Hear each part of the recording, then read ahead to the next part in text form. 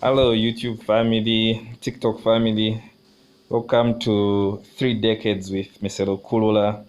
And in today's video, I just want to rant about a number of things that uh, have made me reflect on uh, my uh, third decade on this planet. Today being my 30th birthday, I I've had the opportunity to really reach this milestone with a lot of reflection on how, as those of you who watch my videos will relate, or with my Christian background, how it has matched so well with Pentecost Sunday and being my 30th birthday. I think it just reminds me of uh, my mission and things that I need to do. And with me in the background, I have my friends Chiko and Katembo. Katembo's video will be possibly up on my channel. Uh, he's putting out videos about counseling and the importance of counseling, so check that out. Search for the Katembo channel. And so now coming to 3 decades and my perspective generally of what it is that I see for the next decade, that is my 30s. Well, basically, the legacy I'm trying to build, and this is not made in stone, is one in which I'm able to leave a history or an establishment of organizations that may be especially entrepreneurial in nature, but may serve other things apart from the profit motive. And so I feel so certain about my purpose at this point that I found the confidence to literally share it on this platform. And so in several other videos, or possibly just one of my other videos, I think I shared my admiration for the idea meritocracy and my admiration of establishing an organization based on the idea meritocracy. And so in several of my other videos, I'll take you through that journey of a rural teachers union that I'll be starting with the help of Katembo, who you'll see one of his videos up on this channel eventually. And that journey for me, I think, is one that is going to define this decade, my 30s. I think it's been a build up with my late 20s, an accumulation of I think the knowledge I needed to kind of execute what I want to execute in this next decade. And so the accumulation of knowledge being very important in the sense that you don't want to be on an operating table with the guy who's holding the razor blade to kind of operate on your kidney, doubting whether he should cut near the top of your stomach or at the back of your spine. You don't want that debate with a professional. And so I think I've put in the work to know what it is I need to do. And so that's the 20s now. Now the 30s is action and action and action. And whilst on that rant, a lot of things have crossed my mind. And one of the things I was thinking is how uh, to motivate people in an organization. What are the ways I think I've uh, to put out to really get the message across? Basically, with the union I've been talking about, I find it quite easy. I think the idea meritocracy was well done by Ray Dalio. It's easy to really inspire people. I think I explained it to one person in the course of this week, and she really understood what I was talking about, and people just kind of sympathize with rural teachers. I think that one is just going to go with a breeze. Uh, but with my other journey, my entrepreneurial journey of launching Kulura services, as you see in my other videos where I talked about partnering and the the journey of identifying partners and having people that believe in you, believe in your vision, people who are moving in the same direction is not easy.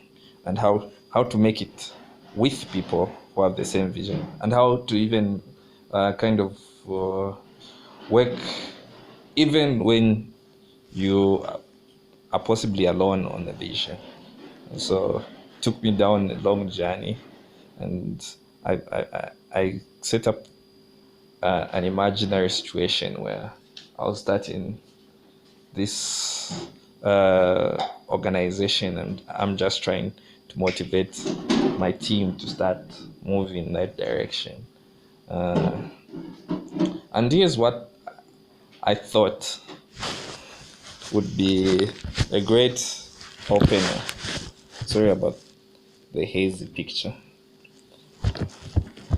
Uh, so, in any organization or journey that you're starting, basically, people are trying to sort out a problem.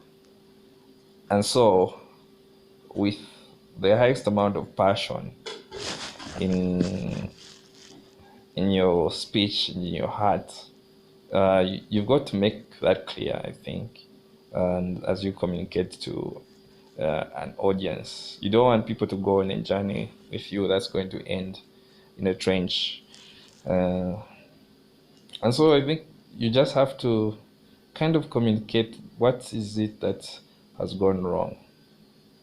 For instance, in the in the entrepreneurial journey that I'm trying to take on, I think, well, definitely the uh, Zambian economy has factors, and we are fact.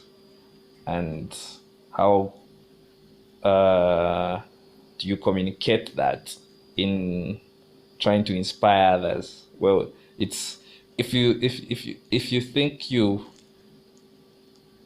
feel that strong about it, I think there's no reason why you shouldn't emphasize it with using the word fact.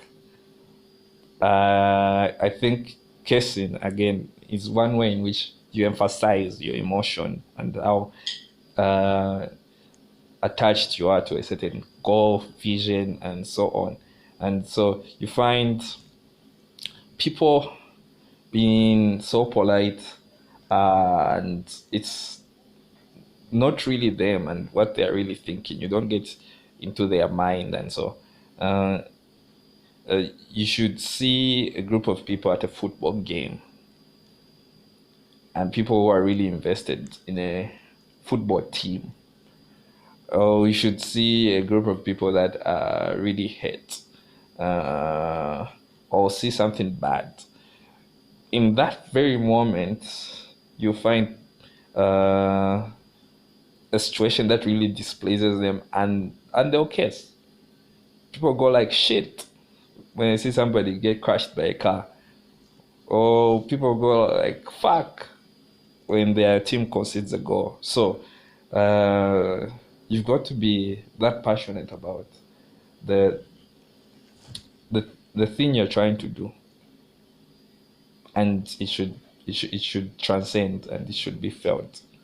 by by by your team and your group of people. And so I'm taking that in my journey into the 30s. Uh, Similarly, I think uh, family very important. I think uh, I, in my previous videos, I shared where I thought the ball dropped, where the ball dropped for Zambia, where uh, things kind of went wrong, and I think, and I've been playing with this idea in my mind. There's uh, with in a very good discussion that I had with Katembo. Now that I've already told you about him, you see him on my channel, uh, where we had thoughts or about how classical music developed. Classical music as a history, and that goes as far back as the Renaissance period, and probably beyond that.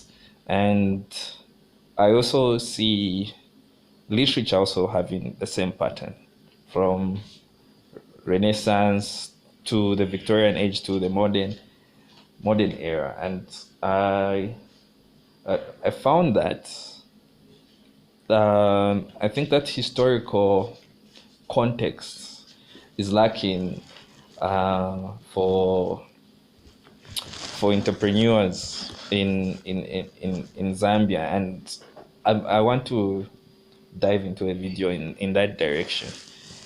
The history kind of and development of entrepreneurship in Zambia or any other geographical area that will be more convenient for me to find more information on. But generally, I think even globally, the influences that uh, have brought out entrepreneur tendencies in people, I think, tend to be different. So I want to go through the epochs, the times, and probably even go through the personal epochs on the entrepreneur journey.